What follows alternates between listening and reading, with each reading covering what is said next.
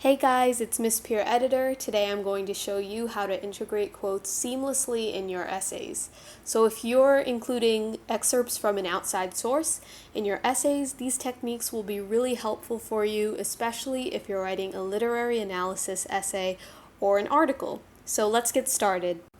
Are you tired of constantly introducing quotes in your essays with phrases such as according to the author, the character states, the author claims, the character says, or the author writes that?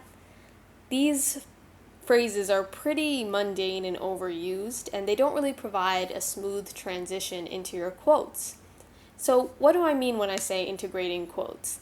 That means that you're trying to include an excerpt from literary prose, a poetry or plays, a secondary source, or a person's quote in your essay.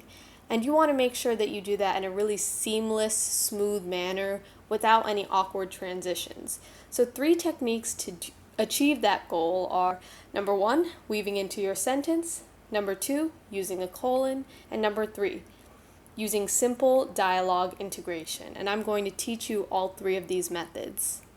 Let's say I wanted to integrate this quote from the short story The Japanese Quince in my own essay. So the quote says, "It was covered with young blossoms, pink and white, and little bright green leaves, both round and spiky, and on all this blossom and these leaves the sunlight glistened." So the word "it" at the beginning of this quote refers to a tree, the Japanese quince tree. So I want to include this description of a tree, this imagery, in my own essay. So I'm going to include a little excerpt from this quote in the following example. So this is my sentence in my essay. Not usually attuned to his surroundings, Mr. Nilsson, who's a character in the story, starts to appreciate nature when he sees a tree covered with young blossoms, pink and white, and little bright green leaves, both round and spiky. Galsworthy 1. So you can see at the end of this sentence, I've included a parenthetical citation, which you should always do when you're quoting from literature. So I put the author's last name and the page number where I found this quote inside parentheses right before the period. So at the end of this sentence. So you might be wondering, how did I integrate this quote smoothly into my sentence? Because there's no word such as the author states or the word says in my sentence itself. It pretty much blends right into my own words as if I even wrote the quote. But you can see here that what I've done is matched a word from the quote itself to a word in my sentence. So notice how the quote starts with the word "it," which refers to a tree. And in my sentence itself, I've introduced the quote with the word "a tree." So when he sees a tree covered with young blossoms. So I've pretty much used a synonym or a matching word from the quote, integrated that into my own sentence, and provided a smooth transition. So let's see another example. This quote is an excerpt from a secondary source that analyzes the play The Crucible. So the quote says, "He places his own reputation above innocent lives and uses religion to justify the deceit, which makes him a truly evil force." So the "he," who's referred to at the beginning of the sentence, refers to Judge Danforth, who's a character in The Crucible. So let's see how I blended this quote into my own sentence. By choosing to execute the accused without substantial evidence, Danforth places his own reputation above innocent lives and uses religion to justify the deceit, which makes him a truly evil force. And you can see the parenthetical citation again. So as you've noticed, I've pretty much used the exact same technique. I've matched a word, the word "he," at the beginning of the quote to a word in my own sentence, which is Danforth. That refers to the same person in the quote. And I've smoothly integrated the author's words into my own. And also I want you to note that I've included context at the beginning of the sentence in this phrase. So I'm setting up the reader to know what exactly I'm talking about. I'm not dropping this quote in the middle of nowhere, and this is definitely a great technique you should use. This is the second method, use a colon. The first method is actually my favorite, but whenever I can't use that, I will revert to this method. So let's say I'm using this quote from The Crucible by Arthur Miller in my own essay. So the quote says, a fire is burning. I hear the boot of Lucifer, I see his filthy face.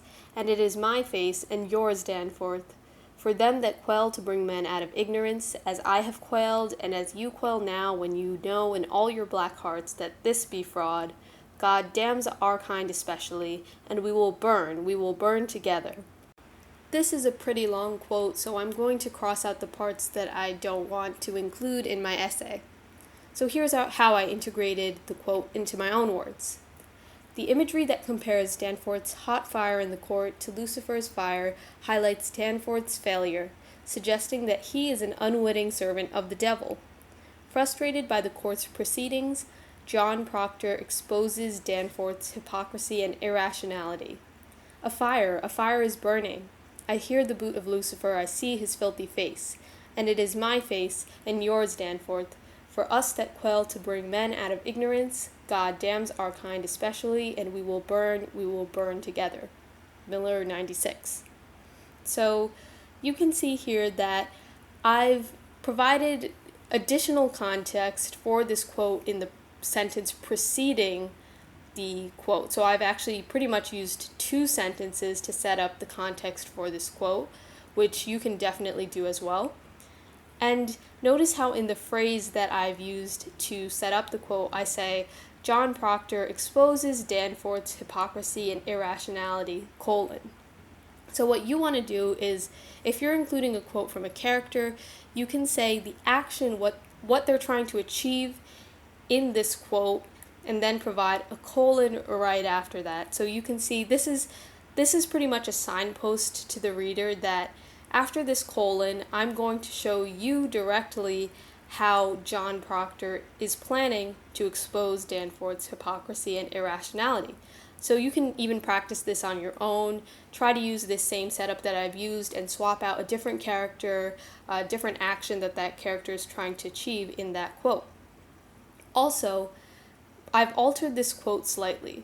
So you can see that instead of using the word them in the original quote, I use the word us to provide more clarity, and just because that actually makes more sense in the context that I'm using it. So I've included the word us, so for us that quail to bring men out of ignorance, I've included the word us in between two brackets. So whenever you want to clarify or replace a word that's in a quote, make sure to put your word in brackets. So I've totally taken out the word them, replaced it with the word us. I'll show you more rules as to how you can alter a quote, but make sure to stay tuned until the end of this video for that lesson. Also, I've used an ellipsis, or those three dots, to omit part of the quote, the part that I wanted to cross out. The third method is simple dialogue integration, and it's definitely okay to use this method once in a while, but try to use the first two methods a bit more often. So I'm going to include this quote from The Shining by Stephen King, which is one of my favorite books, by the way. And here's the quote. "You're the caretaker, sir," Grady said mildly. "You've always been the caretaker." So notice how there are single quotes around these two pieces of text in the quote. So the single quote denotes dialogue. So Grady is saying something, so his dialogue, his speech is in single quotes. Whereas the narration is not in single quotes. It just remains to be a part of the regular text of inside the double quotes. So the narration is the part that says, Grady said mildly.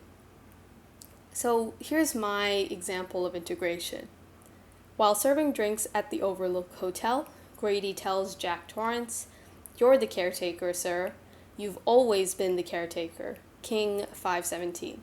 So I've pretty much used a very simple method. I'm saying that the character is saying something. It would be equally fine to say, Grady says to Jack Torrance or Grady states or anything along those lines, as long as you remember to put a comma right after that phrase. Here's an excerpt from the play Romeo and Juliet that I want to include in a sentence. So the quote says, "I fear too early, for my mind misgives some consequence, yet hanging in the stars shall bitterly begin this fearful date with this night's revels, and expire the term of a despised life closed in my breast by some vile forfeit of untimely death." So don't worry, you don't have to know what this quote means. I've actually kind of forgotten too, but I've crossed out the parts that I don't want to include, and you can see that I only actually want to include two parts of this quote, or two lines. So when I'm integrating this into my sentence, I'll say, "Before infiltrating the Capulets' masquerade ball, Romeo predicts with uneasiness that some consequence yet hanging in the stars shall bitterly begin this fearful date." And this citation is a little bit different than the citations you might have seen before. So whenever I'm quoting from a play, I'm going to include the author's last name, so Shakespeare, and then the act number with a period after, the scene number with a period after, and then the line numbers. So remember to be consistent with this type of citation whenever you're quoting from a play. With The Crucible, I did it a little differently. I just included a page number, but this is really the way you should do it. So also notice how I've used a slash in the middle of the quote. That's because those are two separate lines. So whenever I'm quoting more than one line from a play, I have to include that slash in there. So also, when you are quoting 1 to 3 lines of a play or a poem, you can include your quote in your paragraph, just like I've done here. However, if you're including 4 or more lines from those types of texts, you must use a block quote. So that's a totally different type of syntax, and I can definitely go over that in another video if you'd like, but if you pretty much look it up online, you can see how to do that. I told you I was going to go over formatting rules at the end of this video, so here it is. First off, I want to address a controversy though. So according to Purdue OWL, or the Online Writing Lab, which is a great resource for anything related to writing, the simplest way to cite a source is to put all of the source information in parentheses at the end of the sentence, so just before the period. I always put my parenthetical citations right before the period, but I've also seen it done in other ways. Just make sure to ask your teacher how they prefer to use parenthetical citations to avoid any confusion. So here are the formatting rules when you're altering a quote. Remember to use the ellipses or the 3 dots when omitting part of the middle of a quote. So not the beginning of or the end of a quote, only when you're omitting the middle section. To clarify, add, or replace a word in a quote, make sure to put your word in brackets. So let's say I wanted to include this quote in my essay. So the quote is, "He likes to jog in the mornings."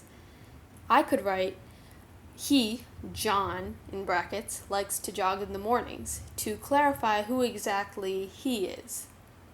Also, if I wanted to change the tense of the sentence to the past tense, I could say, "He," and then in brackets, "liked to jog in the morning." So I've totally replaced the word likes with the word liked. Make sure though that you're not altering the original meaning of the sentence when you're putting words in brackets. Always retain the original meaning. And this is a bit of a random piece of advice, but always put commas inside quotation marks. So that includes whether you're putting in a quote in your essay or putting a title that happens to be in quotations. Just always put the commas inside the quotations. It will make your life a lot easier. If you can think of an instance in which you would put a comma outside of a quotation, let me know in the comments below, but I can't think of one off the top of my head. Lastly, make sure to avoid these mistakes. So don't write the author or include page numbers outside of the citation. So don't say, on page 4, John Proctor says, or anything like that. Don't write that the text states, or in the book or play or poem the author writes, because these phrases don't really mean that much, and the text states doesn't actually make that much sense. Also, make sure not to use synonyms for the word says that are unnecessary, such as articulates, declares, exclaims, etc. So it's okay to just say the character says. Don't feel the need to dress up your language in any way. And the most important piece of advice that you should take away from this video is to not drop quotes. So what that means is literally just plopping a quote in the middle of your essay with none of your words in the same sentence. If you found this video helpful, please give it a thumbs up, subscribe, and tap the bell to receive notifications whenever I make a new video. 2 of my other videos can be found here. Comment down below and tell me what other writing topics you'd like me to cover. I will see you next time.